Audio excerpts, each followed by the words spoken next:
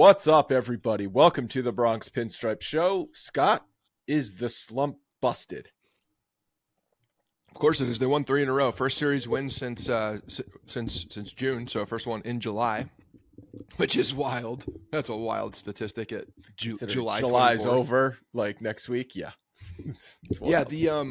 Look, man. A lot of people are looking around and be like, "Yeah, it's Kansas City," and you're not wrong. Yep, it's Kansas City. It's Kansas City. They suck. They're so bad. Yeah, for everybody listening, I'm battling some demons here. I'm really trying to come out with some positive vibes only. You've been positive on the last few episodes. I've gotten some text messages from people. They're like, "Why is he so positive about this team?"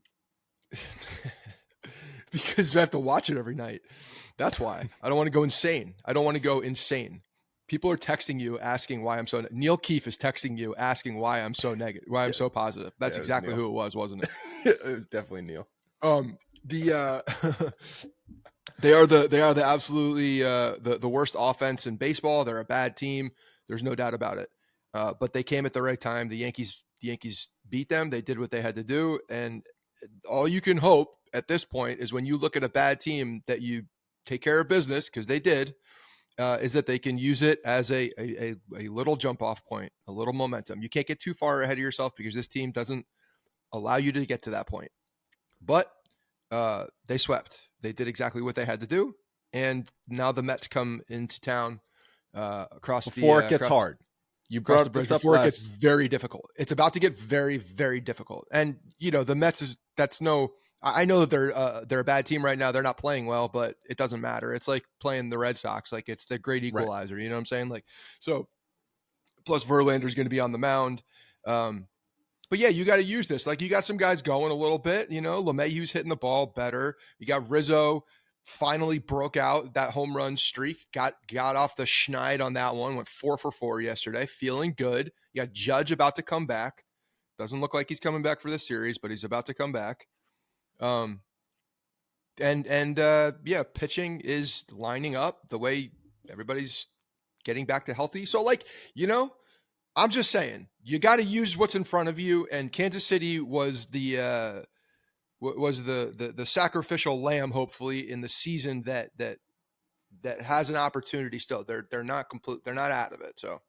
No, you can't say they're out of it. I said last episode, no matter what happens this weekend against Kansas City, it's not going to change my opinion. The only thing that would change my opinion about this team is the stretch they're going to play: 3 at Baltimore, 3 at home against Tampa, 4 at home against Houston. If they play really well in those games, that's a tough stretch of games. Then you can change your opinion about this team. But even if they win these next 2 against the Mets, which they should, the Mets are not a good team. The Yankees are a better team than the Mets. They've got 2 off days this week, so you could go fully loaded. Every gun in that bullpen can go for those 2 games, even though it didn't happen last time the Yankees played 2 in the middle of the week against the Mets. They punted one of those games. Don't do that this time, Boone.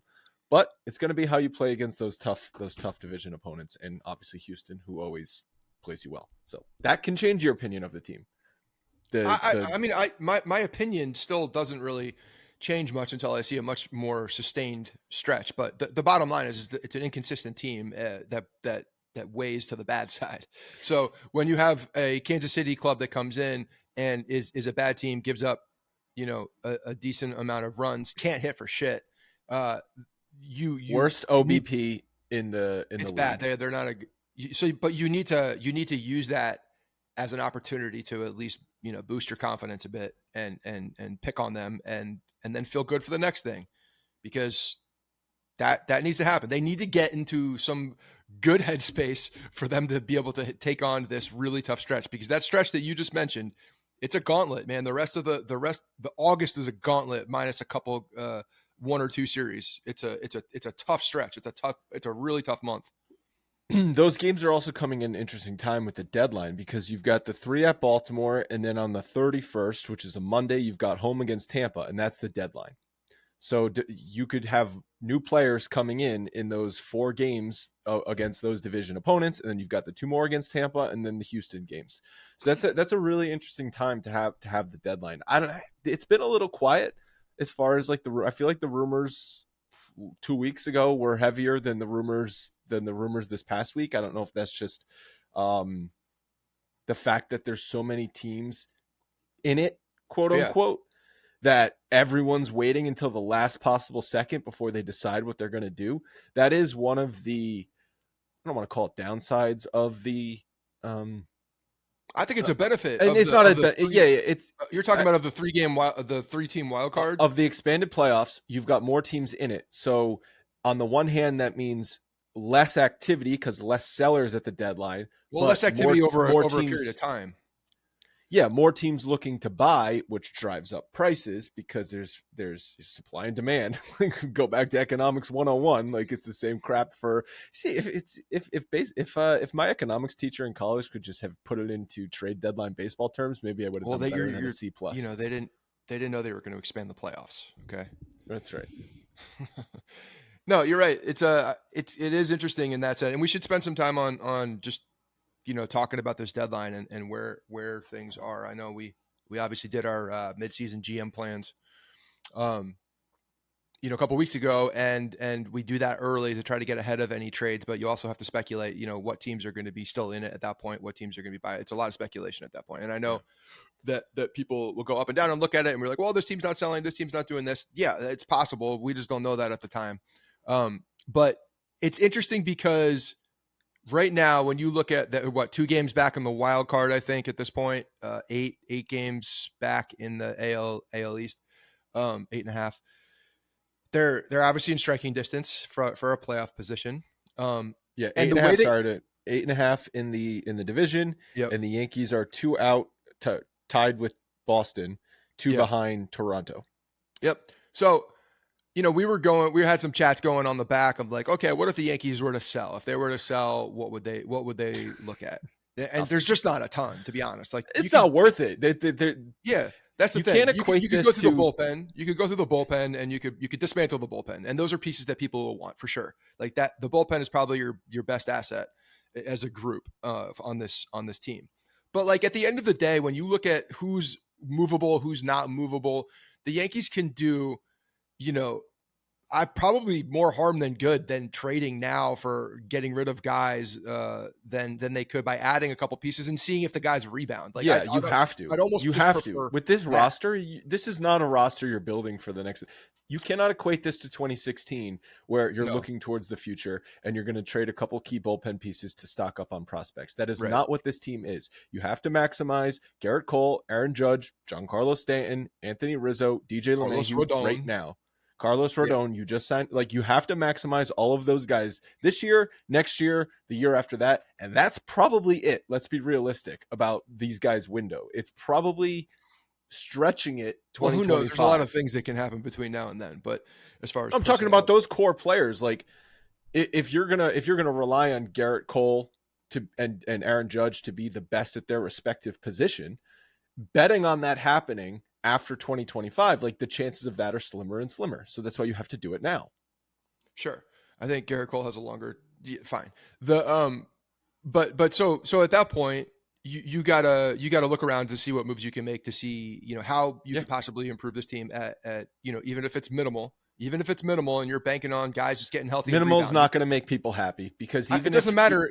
No one's going to be happy. No one's going to be happy with, there's no move out there that's going to effectively make this team that much better unless you get Shohei Ohtani, right? Like there's that move to me doesn't, you have to do multiple things. A lot of things have to go right. You have to do a lot of things. You're not one piece away unless it's a guy that's, all world.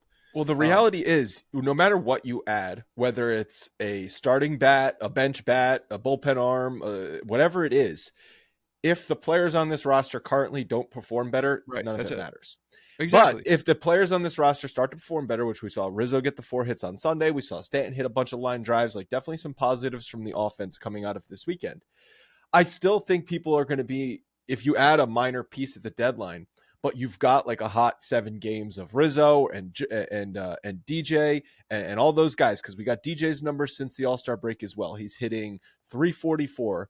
It's 11 for 35 with a 931 OPS. So he's definitely looked more like DJ LeMahieu in the handful of games since the All-Star break.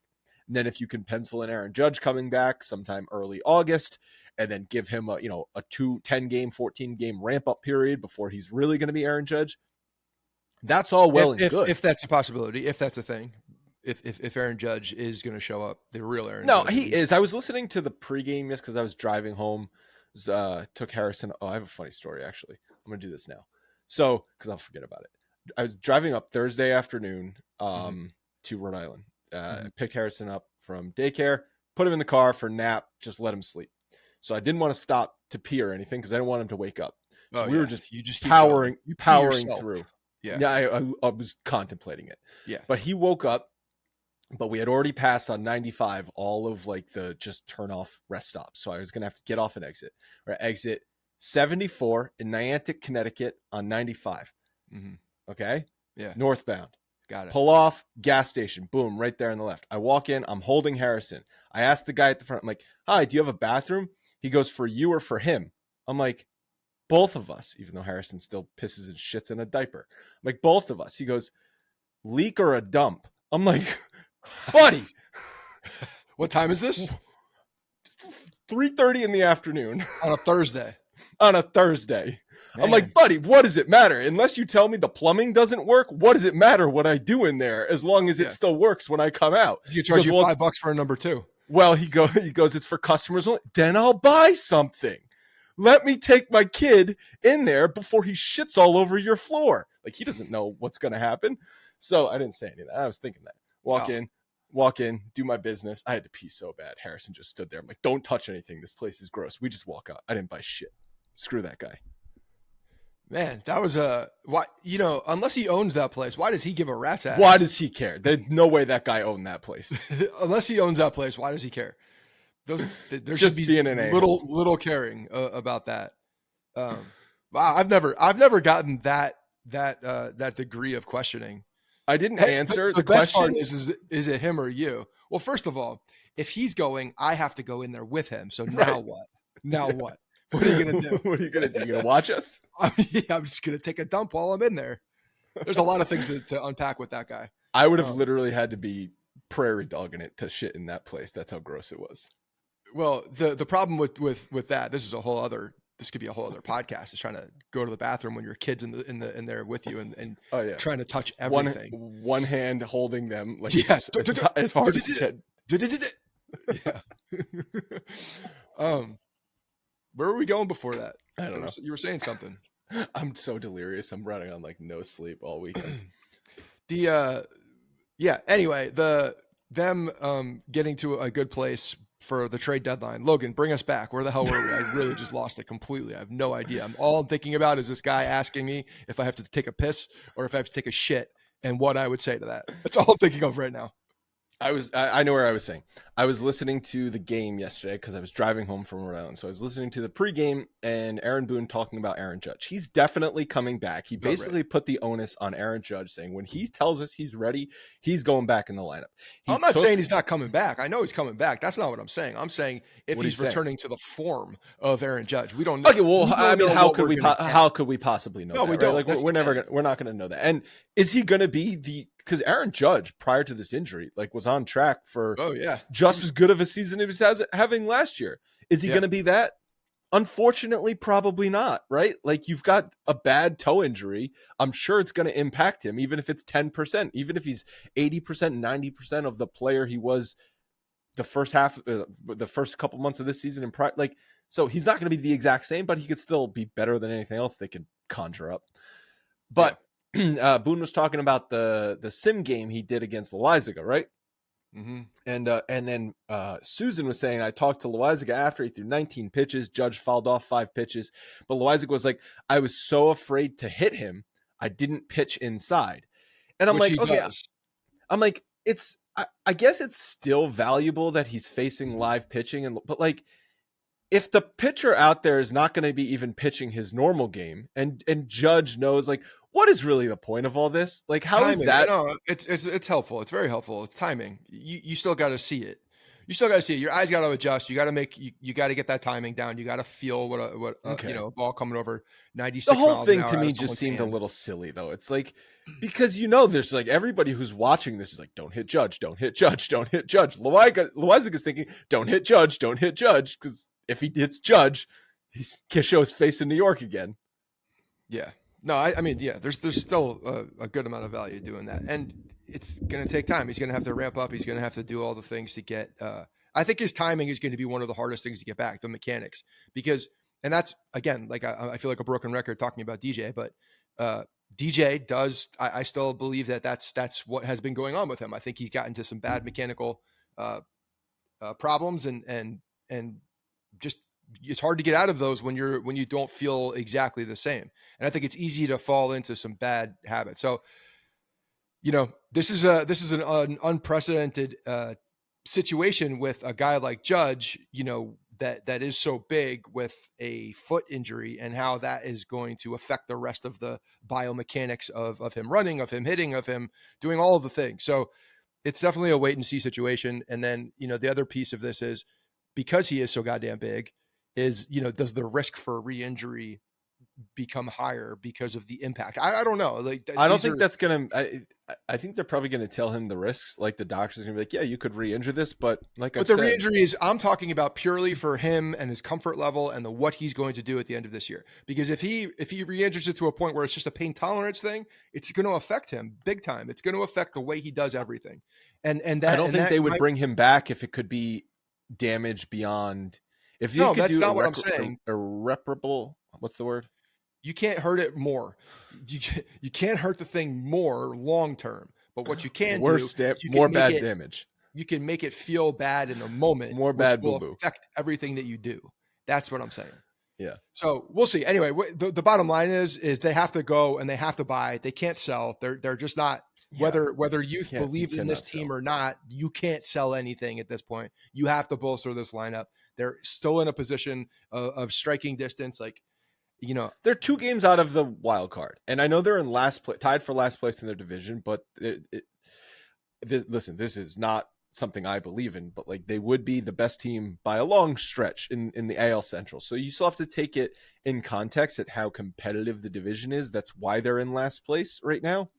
But it is still last place. It is still a lot of teams to leapfrog, and they're all on the schedule basically in August. So August is going to be the make or break month. Whether you add at the deadline, whether these guys get better or not, unless you beat some of those teams in front of you in August, it's going to be extremely difficult to try and leapfrog them in September.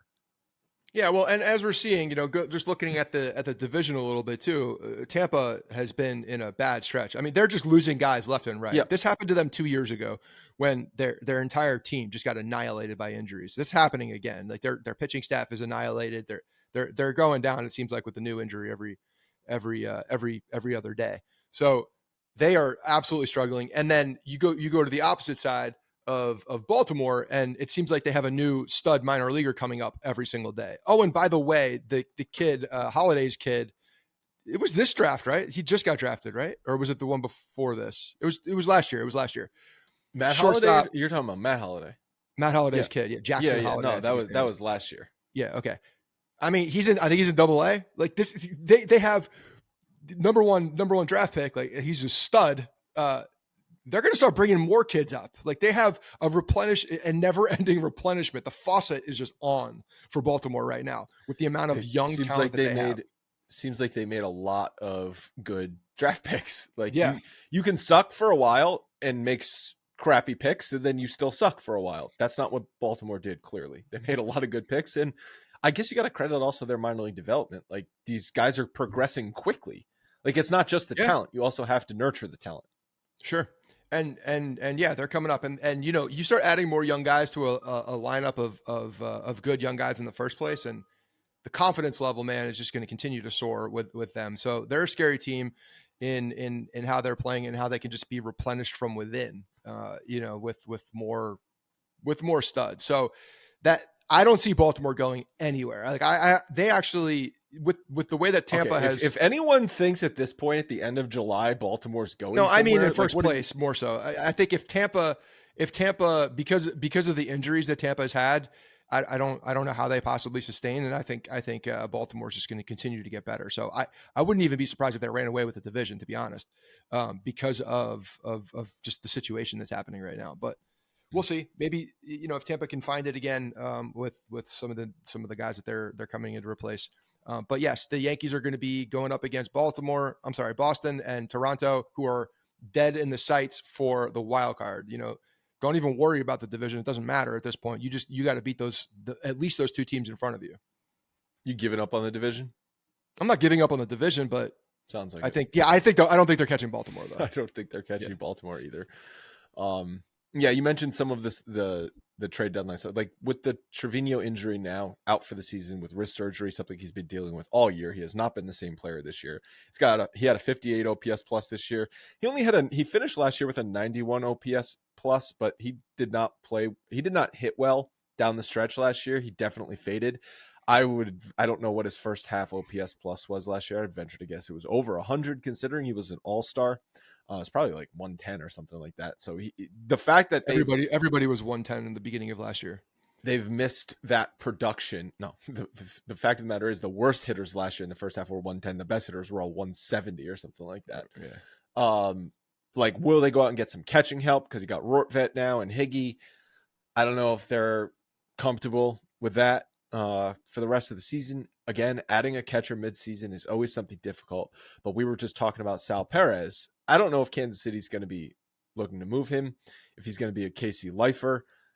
He's got like an interesting backstory with Kansas City because he signed that deal for like 7 years, $8 million originally. And then Kansas City felt so bad, they like ripped it up and gave him like a decent contract. So interesting story with Kansas City. He might feel loyal to them, want to stick with it. But they may feel loyal to him also.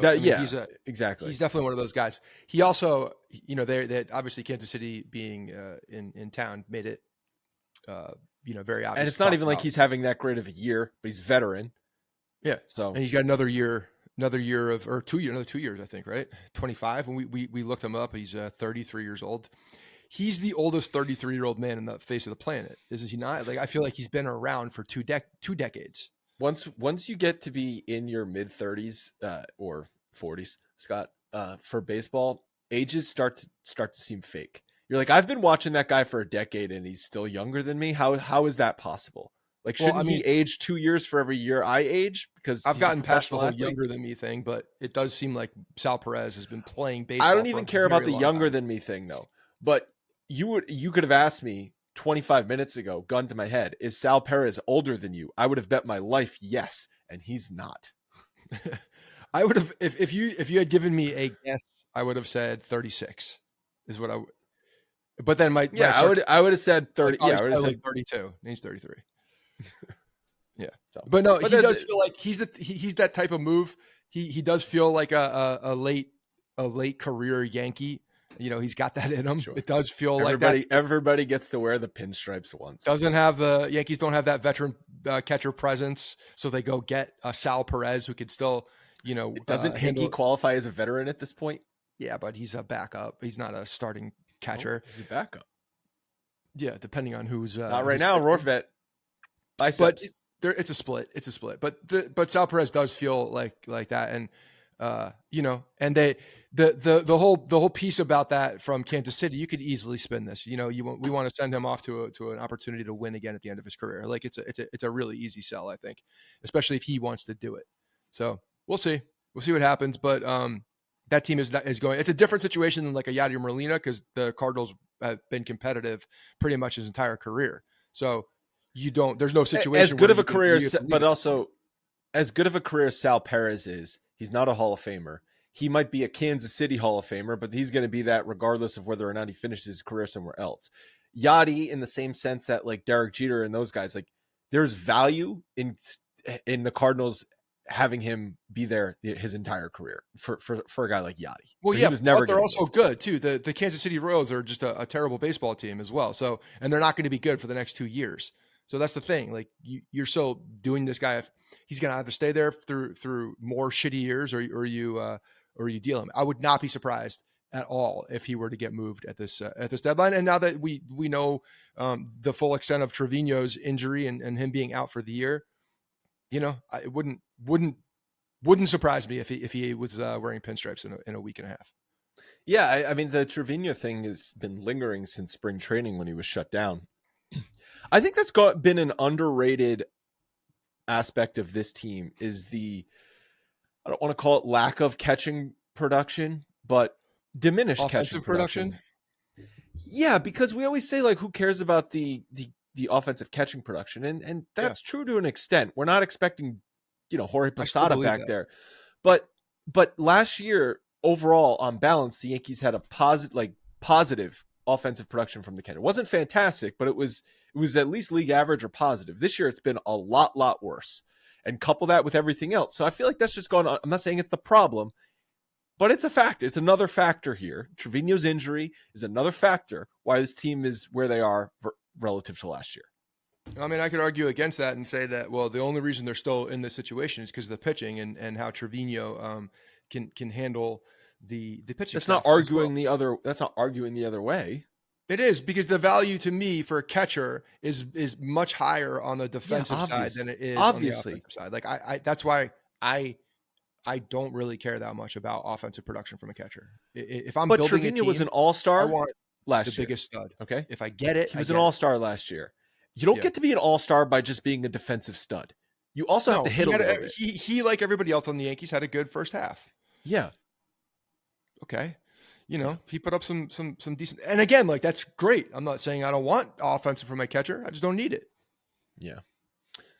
All right. So Game Time is our preferred ticket app because it is the easiest way to buy tickets to whatever you want to go to. Yankees Mets game this week, other sporting events coming up, NFL's right around the corner, concerts, comedy shows, or theater. The app has a ton of cool features and is very easy to use. It shows you trending tickets, what sections the best deals are in, calls out cheap options and flash deals, and much more so you can make an informed purchase. I was checking out the app before we started recording for this week. Not that I'm going to be able to go to the Yankees Mets this week, but there are actually some pretty good deals to be had if you just want to get in the building using Game Time.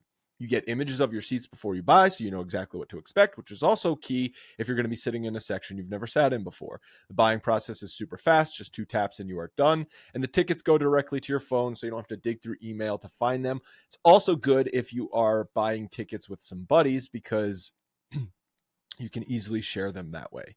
Download the Game Time app, create an account, and use code Bronx for $20 off your first ticket purchase. Terms apply. Once again, download the Game Time app, create an account, and use code Bronx for $20 off your first purchase. Thank you, Game Time, for sponsoring us. All right, quickly, some more news topics before I want to touch on some things from the KC series. Bowers and Allen activated on Sunday. Oswaldo and Franchi were optioned down. We talked about Loaisiga and throw in the bullpen session to Judge. Nestor officially started his rehab on Sunday, pitched 2 1/3, 4 hits, 1 run, 4 strikeouts, no walks.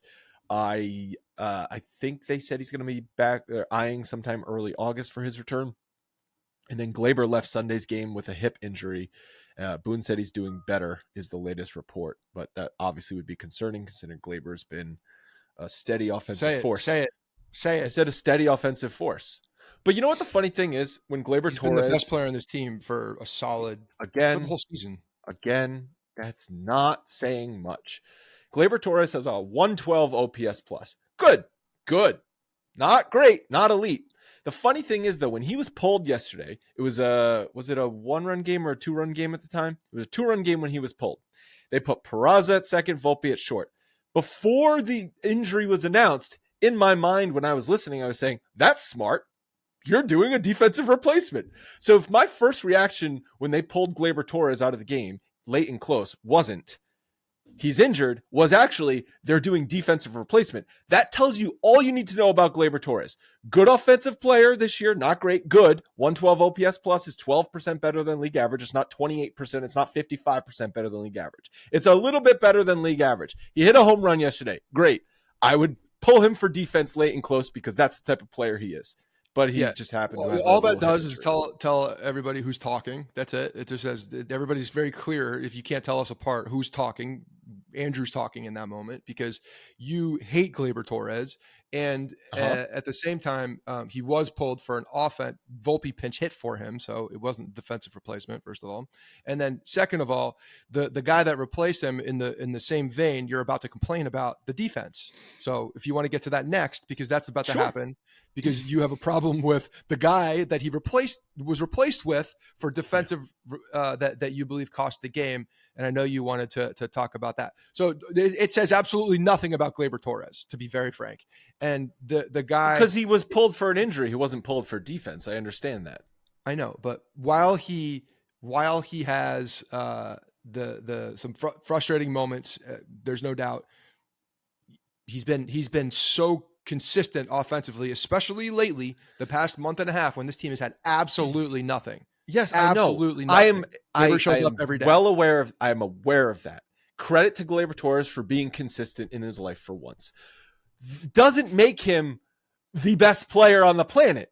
So let's just understand the context here. The Yankees Nobody's offense saying has that, been though. awful You have to this say year. that contingent just to make sure that he feels that nobody puts him on too high of a horse. But why? Just because he's been better than everyone else on this team who has been awful, why are we all of a sudden going to put him up on a pedestal? Like he's been it's not good. putting on a pedestal. It's a matter of identifying, when you are looking at it in a full team, where the issues are and where the issues are not. And he is where the issues are not.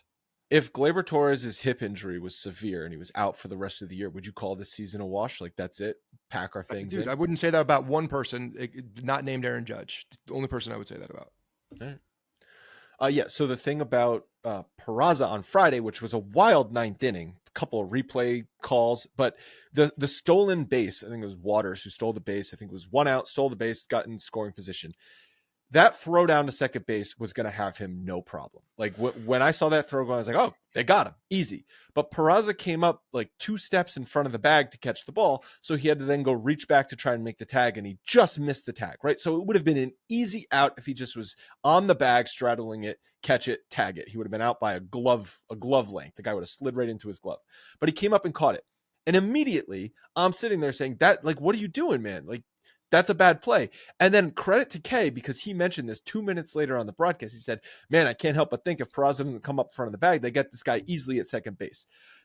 I think it's a big play because I know the run didn't score, but he very easily could have scored. That's the 9th inning. That's the tying run in scoring position. There was a line drive right after that up the middle, which I thought was going to be up the middle, but it was caught. Good defensive positioning for Peraza. And then Volpe makes the nice play in the hole to get the guy at third base, which they had to replay as well. And it's kind of ironic because Boone makes the challenge call and then doesn't have the challenge to challenge that play at third, but the umpires just reviewed it anyway. That's a type of play. Peraza is supposed to be like this defensive wizard. He's touted for his defense. I'm sure he's got elite range, elite skills in the field, can make the throws, all the cliches. But that is a not heads up defensive play. You need to be taught the ball's going to get to you faster than you can go get the ball and reach back. And he didn't do that. And it could have cost the Yankees the game. It didn't cost the Yankees the game, but it could have cost the Yankees the game. So yeah, I'm sorry. I do have a problem with that because it's the Royals, and the Royals stink. They're the worst offensive team in the league. And yes, the Yankees did sweep them, but every single game was a nail biter. The Royals were in every single game. The Yankees yesterday on Sunday, 4 runs, come out of the gate hot, 4 runs, boom, line drives all over the park. Nothing except Rizzo's home run in the 3rd inning, and then it's just nothing until Kansas City boots the ball around in the 8th inning, gives you some insurance runs, which you needed in the 9th inning. So these games were all close, even though they swept them. Yeah, they were close, and they got, frankly, shut down by Singer on Saturday as well. But yeah, no, just for Peraza, ideally you don't catch the ball that far in front. You know, we saw years for when Javi Baez was in his glory and actually wasn't exposed for the bad offensive baseball player that he really is. We saw all these so bad. We saw all of these Detroit tags, and it became one of these where you're catching the ball out in front. And doing that swipe tag is a couple things. One, you can't get in the way of the runner anymore. I think that does affect how some of these guys are taking the ball at second base in some cases. You can't get in the way. You can't have any kind of obstruction at all, or the runner can be called safe. So I think that does come into play the way that these guys do it. You can also cut down a bad throw if you're catching it in front of the bag and able to swipe back. Yep. So there's a number of things there. So that wasn't a bad throw though, but it's one of those moment things. If I'm sitting here harping on a guy who does have very good defensive abilities, is a plus defender, because of the one situation where it was split second, hair didn't get the guy.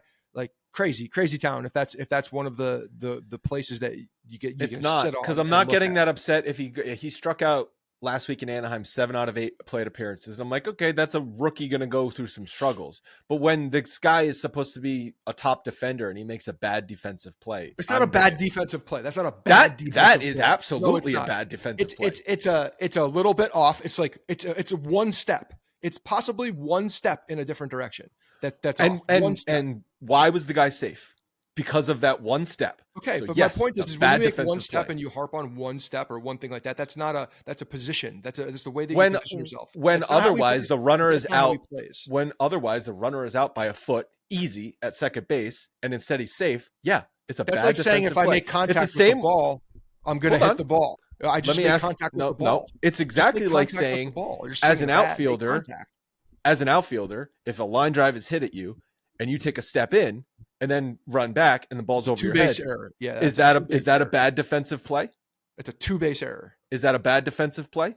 That's different. You're advancing multiple bags at that point. It's one step. Did he catch the ball? Was the runner safe? He caught the ball. That's the whole point. But it's a bad example. Who cares if he caught the ball? The runner was safe. No, you're saying an outfielder. I'm saying the outfielder would catch the ball in that case. So yes, no, it's not the same thing. If the ball's over, if the ball goes over his head because he took one step in, yes, is that a bad defensive play? Andrew, one step in the outfield, one step straddling the bag on a stolen base, very different situations. They're not the same. Actually, it's mutually exclusive. It's the same. That one step cost them the play in both instances. Okay, I'm not arguing with you. This is a ridiculous argument. But one step costs you the play in both instances. We saw it with IKF in left field if you take last week in Colorado. And you don't catch the ball, the man is on third base. Okay, that is not the same. That is not the same. Maybe he's not. Maybe he's a lazy runner and thought he was going to be out, so he's jogging down to first base and he's just standing on first base. Okay, so he's at least advancing a bag. Yeah, game of inches. Thank game you, of Logan. inches. Game of centimeters. Mm-hmm. Centimeters. Millimeters. What's even less? What's the smallest unit of measurement?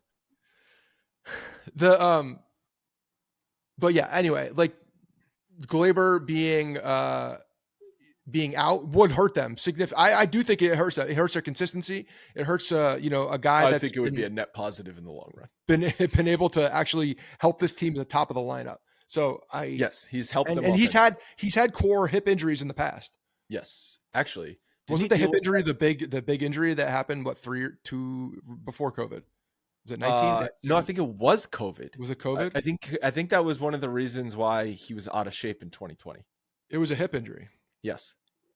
Yeah. So it was also a hip injury. I think sidelined him for a bit in 2018, which a hip injury for a young guy like that is kind of odd. Well, at the time he was super young. He was 22 years old or whatever he was. But yeah, I remember talking about that hip. He was 22 5 years ago. I think so, wasn't he? No. 22 when he called up. I don't know. He was younger than that. Anyway, okay. But he's 21. Is he 27 years old right now? I don't. I'm gonna have to Google this. No, you're going down a.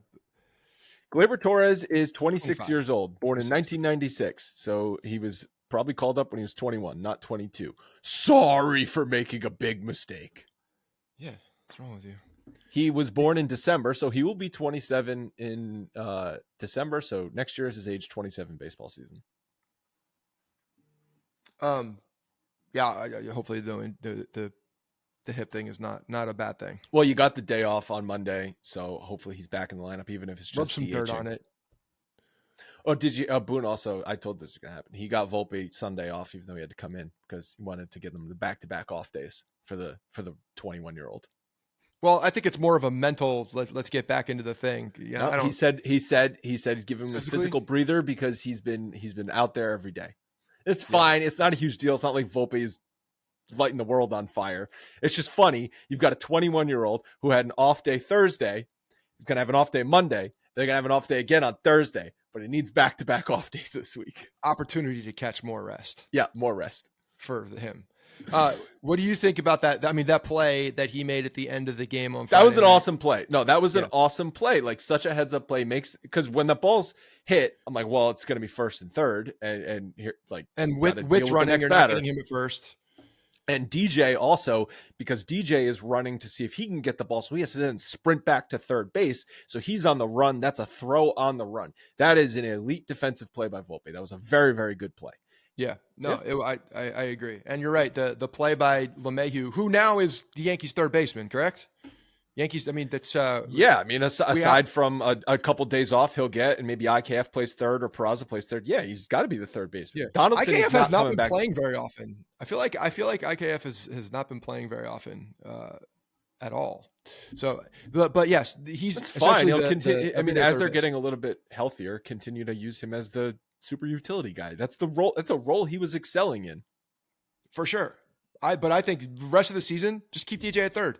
Give him the off days that he needs occasionally and spell him, but he's the third baseman right now. There's no reason to play him. You got Glaber and Peraza. You have to go to first base. First base is the only other place he's got to go. So he's staying on the corners, essentially. Don't even put him in the middle of the infield.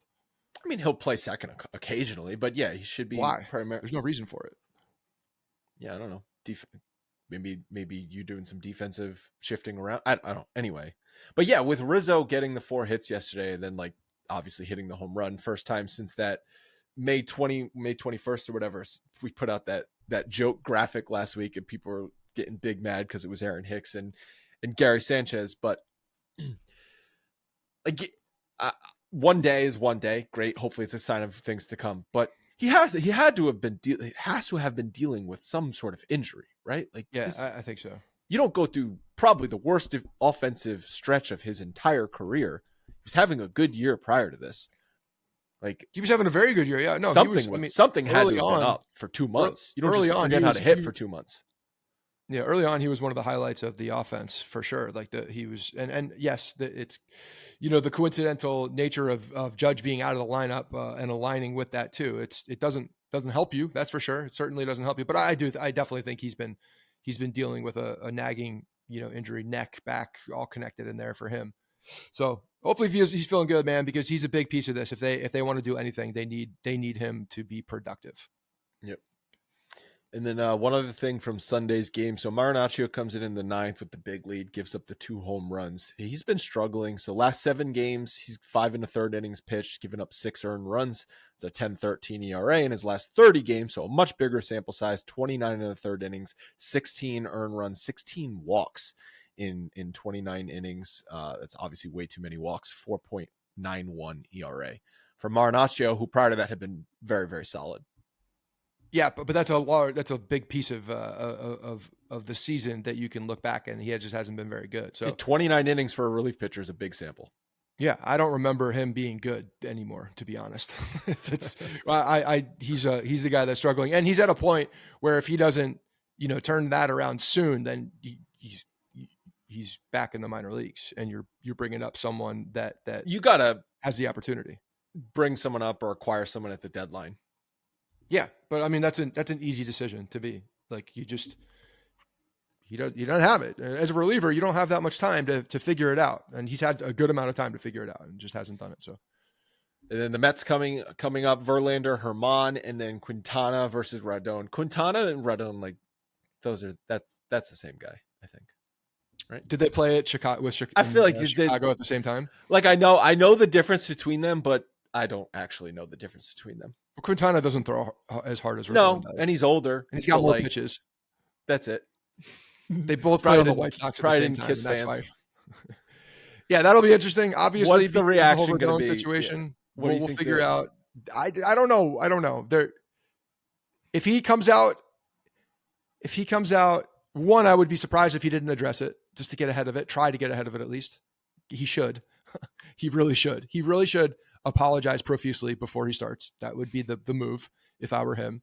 Try to walk it back as much as humanly possible to get out there. And goddamn, you better get off to a good start. That's all I say. You better get off to a good start. If there's any early trouble with him, he's going to get annihilated. You give up 2 runs in the first inning, you are getting booed to smithereens walking off that mound after the top of the first. Oh, it's going to be loud as shit too. And he better be able to control his emotions. He really better be able to control his emotions in that moment too, because it's going to be tough. Don't even look. Just put your head down and walk, head down and walk. Yeah, feel for the fence on the dugout. Don't even look up. Yeah. Just put your hand, have someone, grab the belt of someone in front of you and just go. Just hum something in your brain so you can't hear anything, and just go sit in the dugout, put some earplugs in, just block it out and pitch well, most importantly. All right, anything else you want to touch on before we wrap up? I'm just very interested to see what Cashman is about to do in the next week and a half. I'm very interested to see what transpires here and how they approach this deadline, because I think it's an interesting one. If that I don't know how important it's going to be or not important it's going to be, because like we said, I think everything is in front of us. The team doing well or not doing well is already on the roster. In my opinion, at this point, they can get better, sure, but it's not going to do anything in the long run, in the grand scheme. I don't think it makes them a deeper contender unless they go and get even someone like Shohei, which isn't happening. All right, that's going to wrap up today's episode. Once again, thank you to Game Time. Use code Bronx for $20 off your first purchase there, and we'll talk to you again on Thursday after the Mets series.